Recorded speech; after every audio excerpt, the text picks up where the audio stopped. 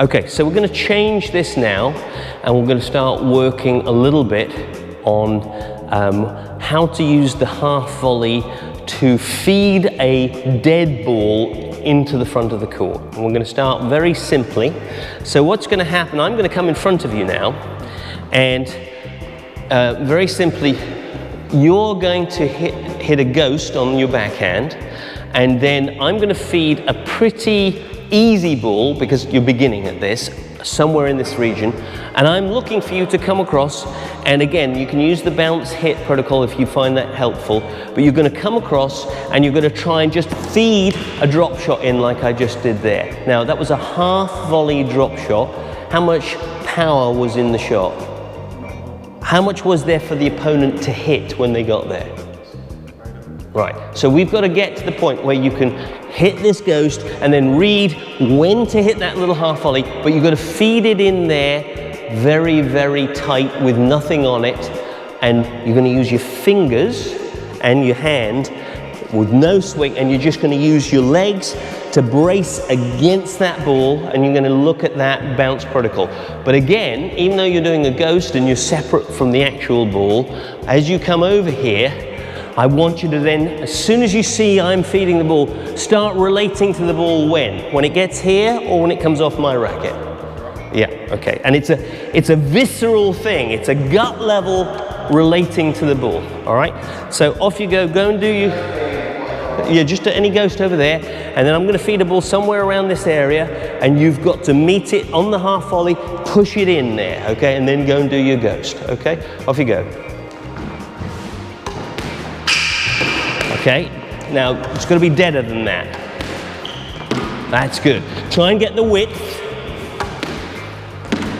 Okay, and get your 90 degrees. That's a bit deep. Take a little more off it. Okay, can you use your fingers a bit more? Good. A little bit more touch and less on it. Less on it. That's good. Use the bounce protocol if you need to. Okay, good. Feel the magic spot hitting the ball. Okay, last two were a bit guessy. All right, what do I mean by that? When did you swing at the ball? At a moment that you knew, or a moment that you hoped? I mean, it was approximate. Right, okay. Hold your racket out. Let's just remind you of the spot that you're using to hit that ball. Your fingers have got to relate to that spot. You've got to know where that is absolutely at a gut level, okay? And if you lose that spot, because it's no good you trying to hit the ball with this area, because that correlates to the middle of your hand. What's your touch like in the middle of your hand? Nothing. So you've got to have the same sort of control that, you know, a great surgeon would have with their scalpel, or a great conductor would have with the end of their baton. That's the sensitivity we're talking about here. There's nothing wrong with hitting a little side and top spin. If you hit the little side and top spin, the ball's going to go into the sidewall. Do you see how that worked? Okay, so if you can catch it with a little side and top spin, it will come off the front wall, and it will tend to go into the sidewall, and the opponent coming up will find that very difficult. All right, tell me what you're going to do now. I've just given you too much information really there, but tell me what you're going to work on now. You're going to do the ghost, and then when you come across, what's in your mind? Really engage with the ball off of your racket at the point where I actually hit it, rather than being approximate. Try and be precise in my timing. And I want you to really not only engage this with the ball, but I want you to engage that with the ball, all right? Just hold that away from me for a second and look at the ball. Look at the ball. In your imagination, can you feel how to relate that spot that I tapped to this thing? Be slightly lower down. Yeah, but what I'm saying is, can you mentally triangulate? Do you see what I'm saying? Yeah. Because in human beings' lives, normally, what do they relate to things that they're moving around? They relate this, don't they? But we're not human beings, we're squash players, and that is actually the center of your world. That's what you have got to be relating to the world around you. This lump of flesh here is really just a vehicle for helping this relate at a higher level. So you've got to get better at looking after this and knowing precisely where it is and delicately where it is all the time, all right? Look after this like it was a crown jewel, do you understand? Don't just be aware of it when you're hitting and then it's like, oh, you know, whatever, you know. The whole time you have got to be relating with this. This is the way that you see the world. Do you see what I'm saying? All right, off you go then.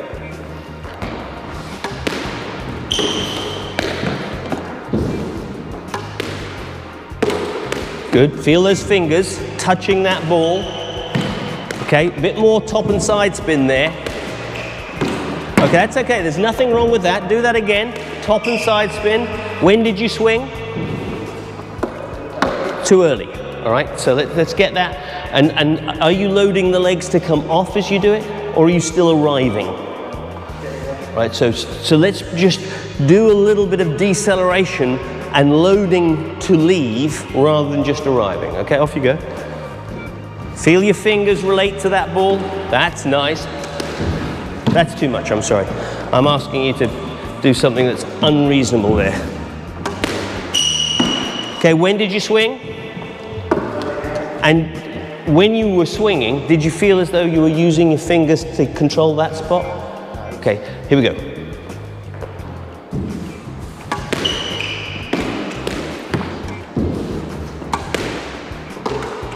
That's an underslice. I want a bit more top and side.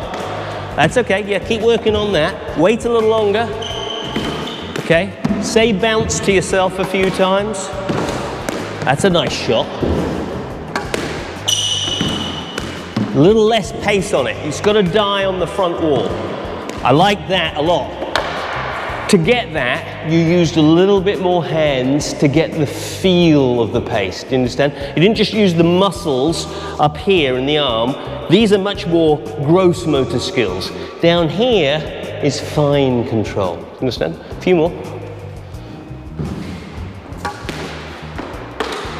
Right idea.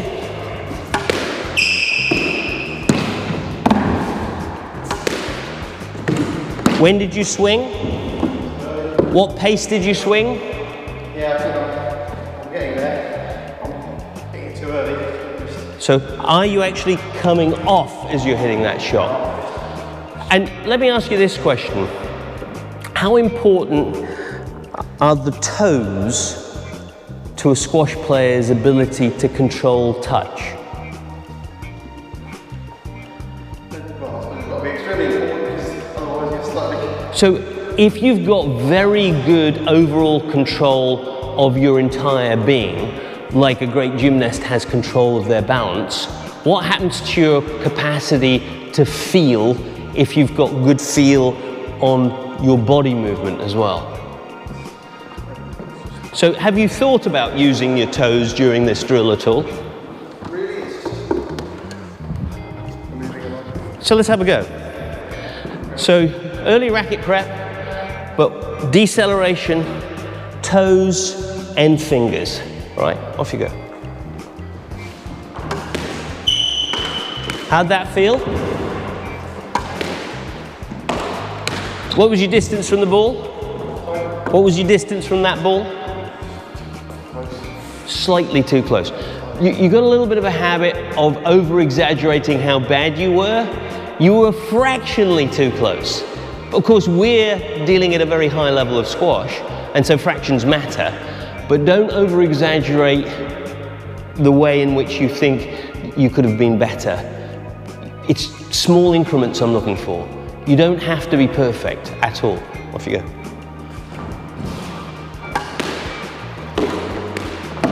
Fingers and toes, fingers and toes. Timing was too early, wait a little longer. That was a super shot, super shot. What did you make yourself do with the timing on that one? Because it was a high dying ball. When did you wait?